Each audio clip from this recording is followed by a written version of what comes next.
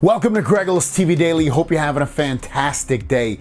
Vivo X Fold 3 and 3 Pro have been announced, and I want to run through the specs and tell you my thoughts on these two folding phones. Now, these are going to be released, and they kind of are released in China. But the cool thing is, I have a link down below that allows you to buy it and get shipped out from a American company, and it has the Google Play Store installed already for you, and you can use it like any other folding phone. Now, another thing I want to mention is that this phone is pretty cheap, especially if you buy it in China. If you import it, it's a little bit more expensive, a few $100s more expensive to be precise. But this is kind of one of the best folding phones that you could potentially get, especially compared to what we can get here in America and the rest of the world. Now let's take a look at the Vivo X Fold 3 and 3 Pro. So here we go, this is what it looks like. I've had the Vivo X Fold, was it the 2 or the 1 or both? I don't even remember now, but I had those phones. Very cool hardware, very nice big displays. I didn't love the software. It wasn't terrible, but I definitely preferred the Samsung software over that. But let's just again run through this little spec sheet that we have of these two phones. And you can see they're both gonna have LPDDR5X UFS 4.0 storage as well. They're both gonna have the 8.03-inch inside main display, which is massive. Would love to have that on a Samsung.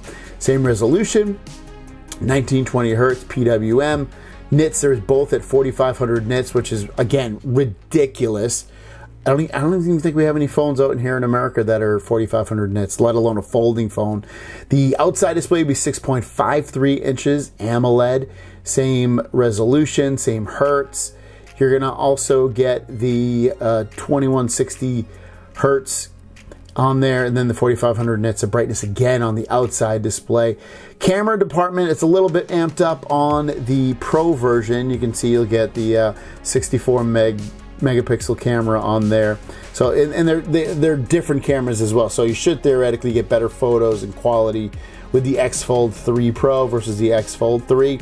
But in a megapixels type of way, you know, these don't match up with traditional flagship candy bar slab phones.